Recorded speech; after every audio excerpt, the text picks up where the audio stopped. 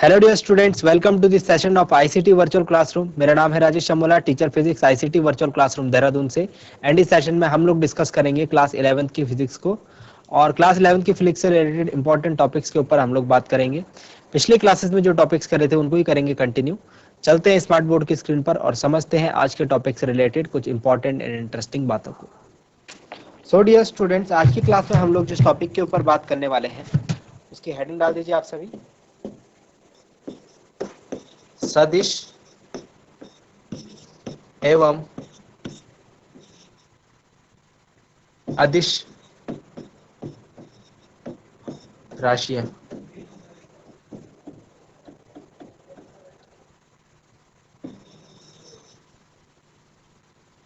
सदिश एवं अदिश राशियां,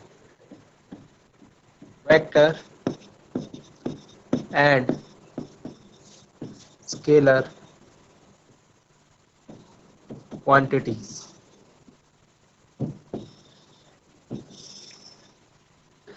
ये टॉपिक जो है काफी बेसिक टॉपिक है, ठीक है, और काफी इंपॉर्टेंट भी है, और आपको इसकी नॉलेज जो है होनी बहुत जरूरी है। ठीक है, तो अगर आगे आपको कंटिन्यू करना है फिजिक्स से रिलेटेड इंपॉर्टेंट टॉपिक्स को, तो इस टॉपिक से रिलेटेड आपके पास इंफॉर्मेशन और नॉलेज जो है वो होनी चाहिए। चलिए, सबसे पहले क्या है सदिश और अदिश, किस प्रकार से हम इनको क्लासिफाई करते हैं, इन चीजों को समझ लेते हैं पहले और फिर आगे की बातें करेंगे। देखिए, हमारे फिजिक्स में जो क्वांटिटीज होती है ना, भौतिक राशियां यानी कि फिजिकल क्वांटिटीज, फिजिकल क्वांटिटीज यानी कि भौतिक राशियां। भौतिक राशियां, काफी सारी भौतिक राशियां होती है ना, जैसे आपका मास हो गया, द्रव्यमान हो गया, है ना, आपका वेट हो गया, आपका लेंथ हो गया, स्पीड हो गया, चाल हो गया, वेग हो गया, बल हो गया, कार्य हो गया। ये सभी क्या है, भौतिक राशियां। अब इन सभी भौतिक राशियों को जो है हमने क्लासिफाई किया है दो पार्ट में। सभी भौतिक राशियों को हमने दो भागों में विभाजित किया। एक को हम बोलते हैं सदिश और कुछ को हम बोलते हैं अदिश। कुछ को हम बोलते हैं सदिश और कुछ बोलते हैं सदिश। सदिश यानी कि वेक्टर क्वांटिटीज एंड अदिश यानी कि स्केलर क्वांटिटीज। तो जो मेन जो डिफरेंस क्रिएट किया गया है, मेन जो अंतर किया गया है दोनों प्रकार की राशियों में, दोनों प्रकार की जो क्वांटिटीज है उनमें, उसका जो बेस है वो माना गया डायरेक्शन। वो किसको माना गया, डायरेक्शन। डायरेक्शन यानी कि दिशा। ऐसी राशियां जिनको निरूपित करने के लिए हमें दिशा की आवश्यकता होती है उन्हें हम सदिश राशियां कहते हैं। ऐसी राशियां जिनको निरूपित करने के लिए हमें दिशा की आवश्यकता नहीं होती है उन्हें हम अदिश राशि कहते हैं या स्केलर क्वांटिटी कहते हैं। फॉर एग्जाम्पल अगर मैं आपसे बात करूं कि आपने आपका द्रव्यमान कितना है, आपके द्रव्यमान के बारे में मैं आपसे क्वेश्चन पूछूं, ठीक है, तो द्रव्यमान को आप क्या कहेंगे? द्रव्यमान तो आपका कैरेक्टरिस्टिक है। हमने बोला था इंटरिस्टिक वैल्यू। कैरेक्टरिस्टिक मतलब ये तो आपका गुण है। चाहे कोई भी शरीर है, चाहे कोई भी वस्तु है, चाहे कोई भी बॉडी है, उसका कुछ ना कुछ द्रव्यमान होगा, ठीक है, ये उसका गुण है। तो आप बोलेंगे मेरा द्रव्यमान 10 kg है, 5 kg है, 8 kg है, एटसेट्रा। आपने सिर्फ इतनी सी बात बोली और मैं समझ गया। लेकिन अगर मैं आपसे बात पूछूं कि आपका वेट कितना है, यानी आपका भार कितना है,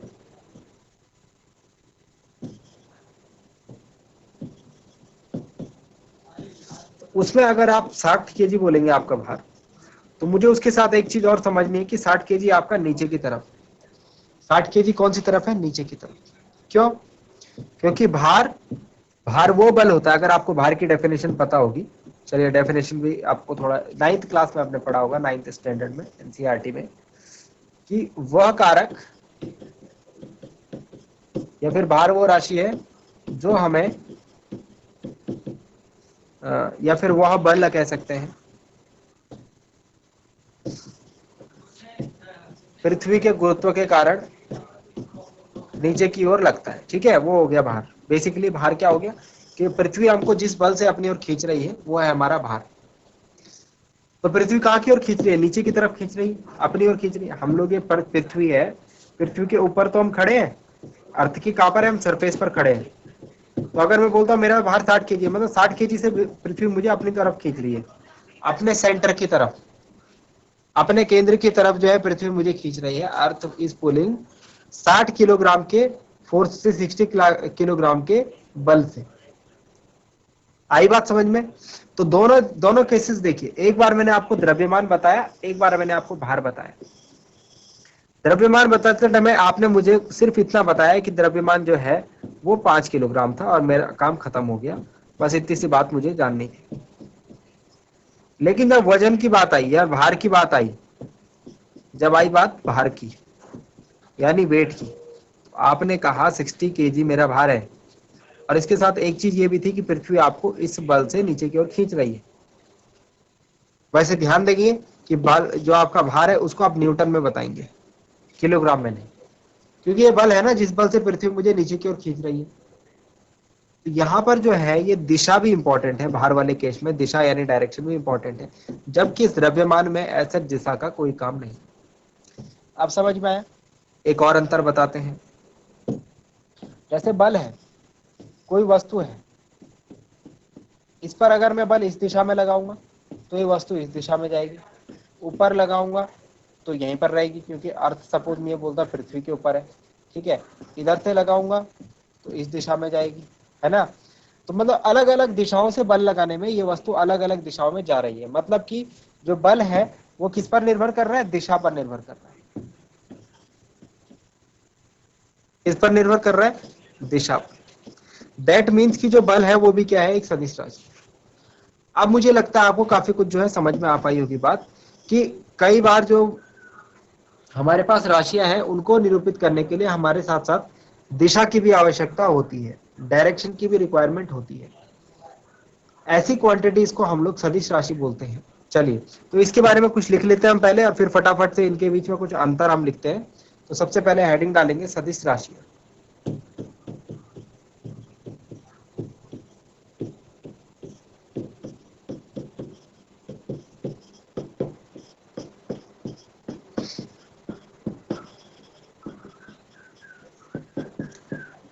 वेक्टर क्वांटिटीज।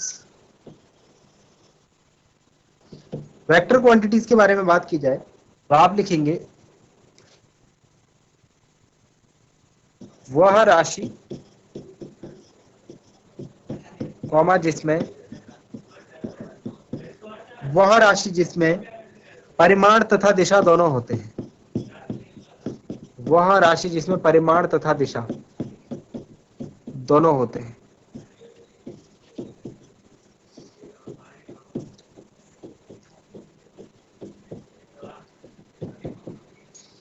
कॉमा सदिश राशि कहलाती है।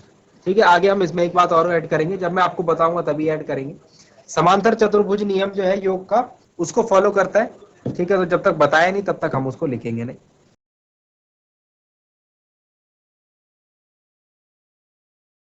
अदिश राशि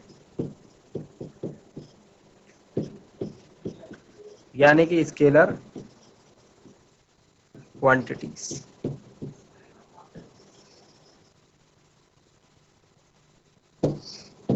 क्या लिखेंगे इसमें? सिंपल लिखेंगे वह राशि जिसमें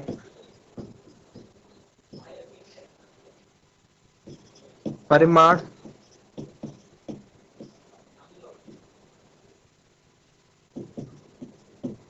होता है, परिमाण होता है, या फिर जिसे व्यक्त करने के लिए परिमाण की आवश्यकता पड़ती है, किंतु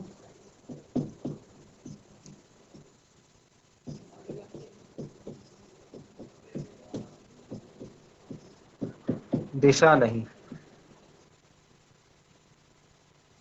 जिसमें परिमाण होता है किंतु दिशा नहीं। ठीक हो गया सदिश राशि और अदिश राशि में।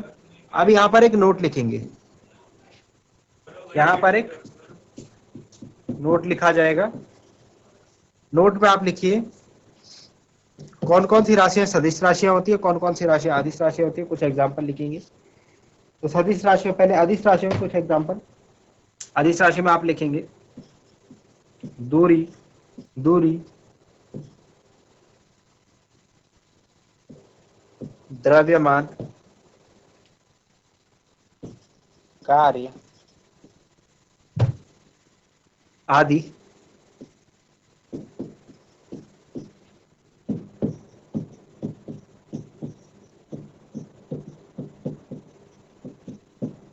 अदिश राशियां होती हैं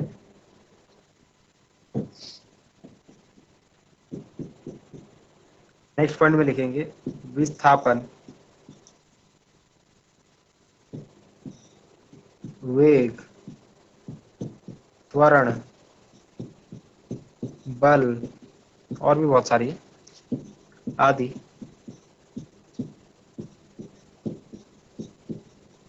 सदिश राशियां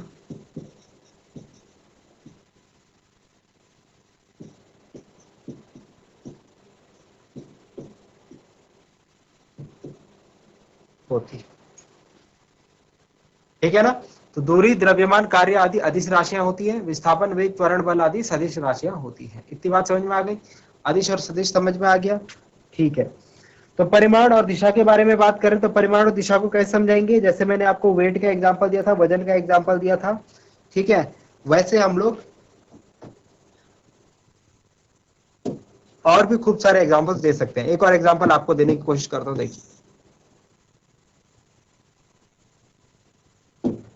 सपोज ये है हमारे पास डायरेक्शन पूर्व, पश्चिम, ये है उत्तर और ये है दक्षिण। तो हमसे बोला गया कि एक कार जो है, एक कार 50 किलोमीटर प्रति घंटे के वेग से पूर्व से उत्तर दिशा में जा रही है।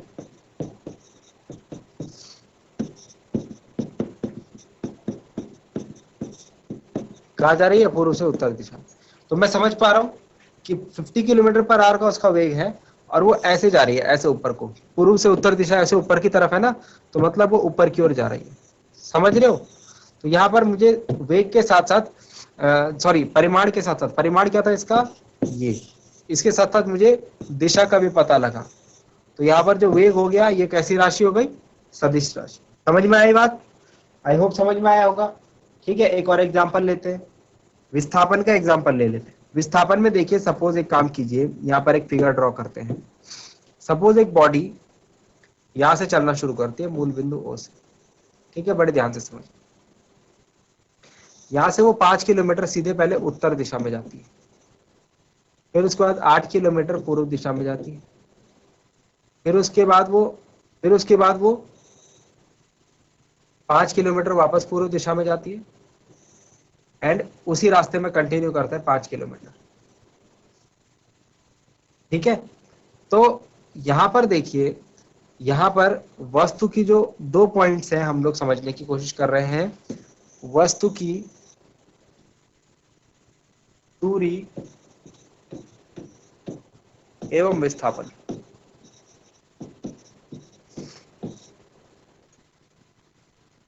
तो जो वस्तु की दूरी है, वस्तु की दूरी, हमें फिगर थोड़ा बड़ा कर देता हूं आप लोगों के लिए। तो जो वस्तु की दूरी है, आपको पता है था अभी कि दूरी जो होती है कैसी राशि होती है? अदिश राशि होती है। मतलब दिशा से इसका कोई फर्क नहीं।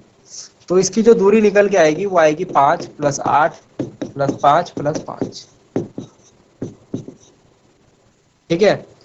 तो 23 किलोमीटर इसकी डिस्टेंस निकल के आएगी। लेकिन अगर दूसरी तरफ मैं बात करूं विस्थापन की, यानी कि डिस्प्लेसमेंट की, तो विस्थापन तो दिशा पर निर्भर करता है। हमको इसकी दिशा देखनी पड़ेगी, कहां से कहां गया। पहले 5 किलोमीटर इधर गया, चलिए ठीक है, विस्थापन हो गया 5 किलोमीटर। फिर ये 8 किलोमीटर इधर गया, चलिए ठीक है। फिर उसके बाद वापस ये 5 किलोमीटर इधर आया, ठीक है। फिर उसके बाद 5 किलोमीटर ये वापस दक्षिण दिशा में सीधे किया। तो जो विस्थापन होगा ना, अगर उसको भी मैं 23 किलोमीटर लिखूंगा तो फिर दूरी और विस्थापन में क्या अंतर रह जाएगा। तो विस्थापन के लिए कुछ तो हमारे पास फॉर्मूला होना चाहिए कि जो दिशा पर निर्भर करता हो। तो विस्थापन के लिए जो हमारे पास सूत्र है, हमें देखना है अंतिम बिंदु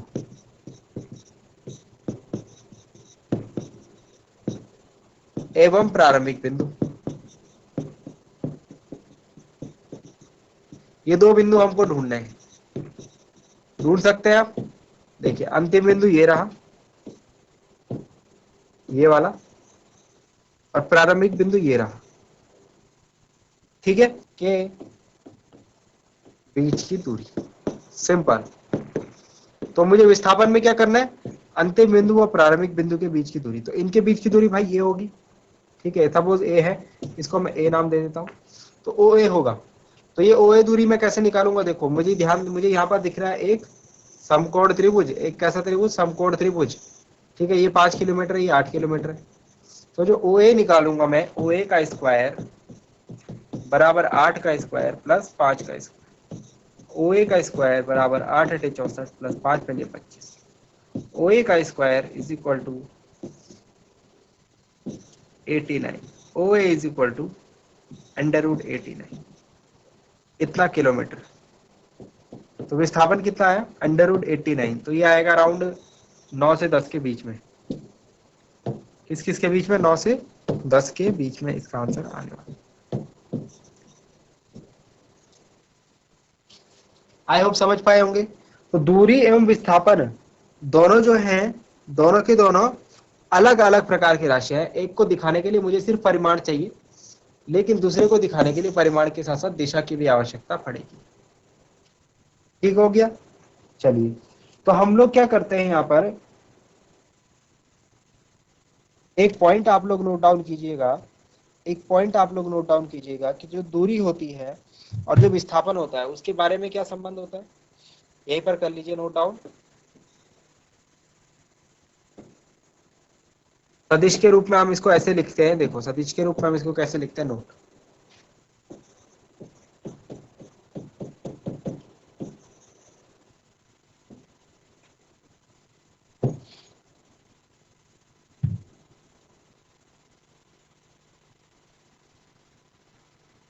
किन्हीं दो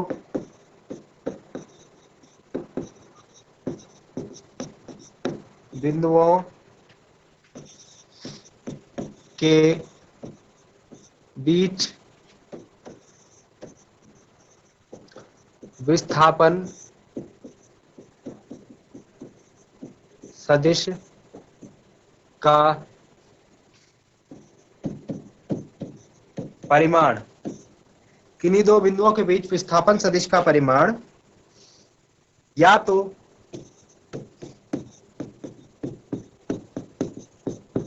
गतिमान वस्तु की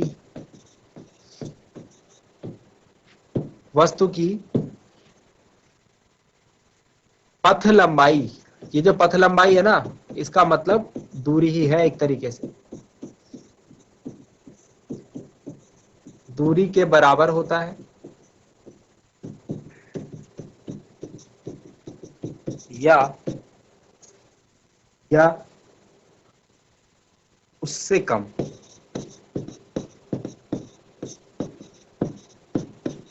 होता है। तो इस स्टेटमेंट को आपने प्रीवियस क्लास में भी काफी कुछ समझा होगा, काफी कुछ बार आपने इसको एनालाइज करा होगा और देखा होगा, काफी कुछ बार आपने इसको पढ़ा भी होगा। कहना क्या चाह रहे हैं कि अगर सपोज एक ऑब्जेक्ट ये ए बिंदु है और ये बी बिंदु है, ठीक है, तो अगर ए बिंदु से बी बिंदु के बीच की दूरी 5 किलोमीटर है और कोई ऑब्जेक्ट ए बिंदु से बी बिंदु तक जाता है, तो उसकी दूरी कितनी होगी, 5 किलोमीटर। उसका विस्थापन कितना होगा, प्रारंभिक बिंदु अंतिम बिंदु 5 किलोमीटर। तो दूरी और विस्थापन अभी केस के केस में क्या आ रहे हैं, दोनों बराबर आ रहे हैं। चलिए एक पॉइंट ले लेते हैं, सपोज यहाँ पर है 3 किलोमीटर दूर, बी से 3 किलोमीटर दूर, सॉरी 2 किलोमीटर बोल लेते थे, चलो बी से 2 किलोमीटर दूर सी पर अब वो ऑब्जेक्ट आ गया। तो दूरी कितनी हो गई, 5 + 2 7 किलोमीटर। लेकिन विस्थापन कितना हो गया, विस्थापन 2 कम हो जाएगा, इस बात का ध्यान दें। तो दूरी से अभी की बार क्या आ रहा है, कम आ रहा है। पिछली बार में दूरी भी 5 और विस्थापन भी 5। तो हमने कहा कि जो दूरी है और जो विस्थापन है, दूरी को हम क्या कह रहे हैं, पथ लंबाई। तो दोनों का मान, विस्थापन का मान पथ लंबाई के या तो बराबर आएगा या तो उससे कम आएगा, उससे ज्यादा कभी नहीं आएगा, उससे ज्यादा कभी भी नहीं आएगा। ठीक है ना। तो अब हमको जो है अपना पूरा जो कंसंट्रेशन है वो सदिशों के ऊपर रखना है। हम जो भी चीज अप्लाई एक सदिश के लिए होगी वो सभी सदिशों के लिए सेम रूल या फिर सेम नियम जो है अप्लाई होगा। तो अब हम लोग जो है सदिशों के रिलेटेड नियम समझेंगे। ठीक है। तो सदिशों का जो पहला नियम है जिसमें आप चेक करते हैं कि सदिश समान है या नहीं है। किन किन नियमों के बारे में बात करेंगे, सदिशों की समता यानी कि इक्वलिटी। ठीक है। इसके अलावा हम लोग बात करेंगे कि इनकी अगर किसी वास्तविक संख्या से गुणा, सदिशों की वास्तविक संख्या से गुणा।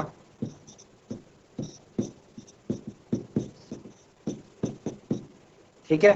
थर्ड नंबर पे हम लोग बात करेंगे कि सदिशों का संकलन या फिर व्यवकलन। संकलन मतलब क्या होता है, जोड़ना। व्यवकलन मतलब क्या होता है, अंतर निकालना। ठीक है। या फिर हम लोग बात करेंगे इसके अलावा काफी टाइप के हम लोग सदिश भी पढ़ेंगे। शून्य सदिश हो गया, एकांक सदिश हो गया। ठीक है। एंड नेक्स्ट हम लोग बात करने वाले हैं इसमें वियोजन सदिश, सदिशों का वियोजन के ऊपर, सदिशों का वियोजन। तो इन सभी पॉइंट्स को आप लोग जो है सदिश के अंदर पढ़ेंगे। इसके अलावा मैंने आपको बताया और क्या क्या चीजें कवर अप करने वाले हैं।